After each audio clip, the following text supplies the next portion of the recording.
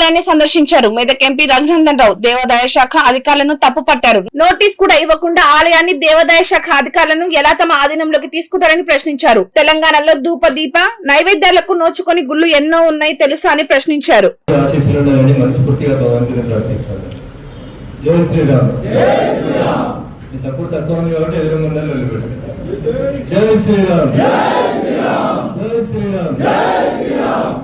నేను మొత్తం ఫోన్ చేసి ఎందుకు పోయినా వచ్చి తాళం ఎట్లేస్తారు అంటే మీరు ఏదో బలహీనత ఉంది, మీరు ఐకమత్యం మొదటి నుంచి కూడా మనకు ఇబ్బంది ఏంటంటే హిందూ బంధువుల మధ్య ఐక్యత తక్కువ ఉందనేటువంటి దాన్ని అధికారంలో ఉన్నటువంటి పార్టీలు అటువంటి తీసుకున్నారు. గ్రహించి కొట్లాడుకోకూడదు ప్లీజ్. అంటే మీడియా మిత్రులు లేకపోతే బయట ప్రపంచానికి మనం మాట్లాడేది తెలియదు. వాళ్ళని ఏమనకండి చేయాలి, కొంచెం మీకు ఇబ్బంది అయినా వాళ్ళని ఏమనకండి, నేను మళ్ళీ మీకు అందరినీ కలుస్తాను. సో హిందూ సమాజం చైతన్యవంతం కాకపోతే అనేక రకాలైనటువంటి నష్టాలు ఇబ్బందులు కలుగుతూ ఉన్నాయి. దానికి ఒకటి కాదు 100 ఉదాహరణలు చెప్పుకోవచ్చు. 3 రోజుల క్రితం మాలేగావ్ అనేటువంటి ఒక కోర్టు ఒక జడ్జిమెంట్ ఇచ్చింది. మాలేగావ్ అనేటువంటి ఒక ఊర్లో జరిగినటువంటి బాంబ్ బ్లాస్ట్లకు సంబంధించి మాలేగావ్ కోర్టు ఒక జడ్జిమెంట్ ఇచ్చింది. అప్పుడు ఆ కేసుని ఇన్వెస్టిగేషన్ చేసినటువంటి పోలీస్ అధికారి ఒక ముస్లిం అధికారి. ఆ ముస్లిం అధికారి నిన్న మీడియాతో మాట్లాడుతూ ఒక మాట చెప్పాడు. దేశంలో మొట్టమొదటిసారిగా హిందువులని టెర్రరిస్టులుగా చూపించాలనేటువంటి ప్రయత్నం యూపీఏ 1 కాంగ్రెస్ ప్రభుత్వం చేసింది. అప్పుడు అధికారంలో ఉన్నటువంటి కాంగ్రెస్ పార్టీ మన్మోహన్ సింగ్ గారు 2008లో మాలేగావ్లో బాంబ్ బ్లాస్ట్ జరిగితే ఇది హిందూ తీవ్రవాదులు చేసిండ్రు అని చెప్పి ఎఫ్ఐఆర్ లో హిందూ తీవ్రవాదులు అనే పదాన్ని చూపించి ఆఖరికి ప్రసిద్ధ సరసంగ చాలక్ ఆర్ఎస్ఎస్ పెద్దలు గౌరవనీయులు మోహన్ భగవత్ గారిని కూడా అరెస్ట్ చేయమని చెప్పి ఒక ముస్లిం అధికారిని ఆదేశిస్తే ఆయన నేను నిబంధనలకు విరుద్ధంగా ఆయన అరెస్ట్ చేయలేనని చెప్పి మోహన్ భగవత్ గారిని అరెస్ట్ చేయకుండా ఆపిండు.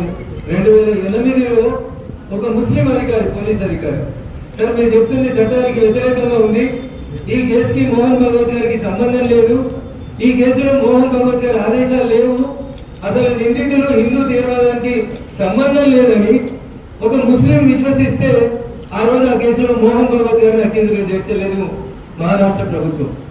కానీ జమ్మూ కాశ్మీర్ లో పనిచేసేటువంటి ఒక కల్నల్, దేశం కోసం చచ్చిపోతారు కల్నల్ సోల్జర్లు, ఓ కల్నల్ జమ్మూ కాశ్మీర్ నుంచి ఆర్డీఎక్స్ తీసుకొచ్చి ఇచ్చి ఇలా బాంబులు వేల్చింది అని చెప్పి ఎలాంటి ఆధారాలు లేకుండా ఒక కల్నల్ని 9 సంవత్సరాలు జైల్లో పెట్టినటువంటి పార్టీ యూపీఏ 1 కాంగ్రెస్ ప్రభుత్వం. గౌరవనీయులు మన్మోహన్ సింగ్ గారి నాయకత్వంలో సోనియా గాంధీ గారు, రాహుల్ గాంధీ గారు, దిగ్విజయ్ సింగ్ గారు, చిదంబరం గారు వీళ్ళంతా పాకిస్తాన్ ఏజెంట్లుగా మారి ఇస్లాం టెర్రరిజానికి వ్యతిరేకంగా హిందువులలో టెర్రరిస్టులు ఉన్నారని ఒక ముద్రేసేందుకు ఒక తప్పుడు కేసులను బనాయించి ఒక సాధ్విని కూడా పురుష పోలీసులతో కొట్టించి 24 రోజులు ఇంట్రాగేషన్ చేసి చివరికి ధర్మం గెలిచింది. కానీ ఆలస్యమైంది. దాదాపు 18 ఏళ్ళు కష్టపడాల్సి వచ్చింది. ఆ రోజుల్లో రాములవారి వనవాసం 14 ఏళ్ళు చేయాల్సి వస్తే హిందువులు తీవ్రవాదులు కాదని కోర్టు జడ్జిమెంట్ ఇవ్వడానికి మన ప్రజాస్వామిక దేశంలో 18 ఏళ్ళు కొట్లాడాల్సి వచ్చింది. చెయ్యని తప్పుకు ఒక కల్నల్ 9 సంవత్సరాలు జైల్లో ఉండాల్సి వచ్చింది. ఇది ఈ దేశంలో హిందూ మతం మీద జరుగుతున్నటువంటి ఒక సిస్టమేటిక్ గా జరుగుతున్నటువంటి దాడి. నాకేమైతుంది, అయోధ్యలో ఏమైతే నాకేం సంబంధం, పక్కూరులో ఏమైతే మెదక్లో అయితే నాకేందని సిద్దిపేట వాళ్ళు అనుకున్నా, సిద్దిపేటలో అయితే నాకేందని సంగారెడ్డి వాళ్ళు అనుకున్నా, చివరికి ఏం జరుగుతుందని దానికి ఉదాహరణ మాలేగావ్ పేర్లు. ఒక సాధ్వి కాషాయం బట్టలు వేసుకున్న ఒక సాధ్విని తీసుకుపోయి దాంట్లో రిమాండ్ లో పెట్టి పురుష పోలీసులతో ఇంట్రాగేషన్ చేసి దానికి ఇప్పుడు జరుగుతున్న మెదక్లో జరుగుతున్నటువంటి సంఘటనలకి ఏమైనా తేడా కనబడుతుందా? ఎనగడికి ఉమ్మడి ఆంధ్రప్రదేశ్ ఉన్నప్పుడు 2008లో మీకు అందరికి తెలుసు మెదక్లో ఒక పెద్ద దేవాలయం ఉండేది. ఏం దేవాలయం? వేణుగోపాల స్వామి దేవాలయం. ఏం చేసింది దాన్ని? ఏం చేసింది? కలిపి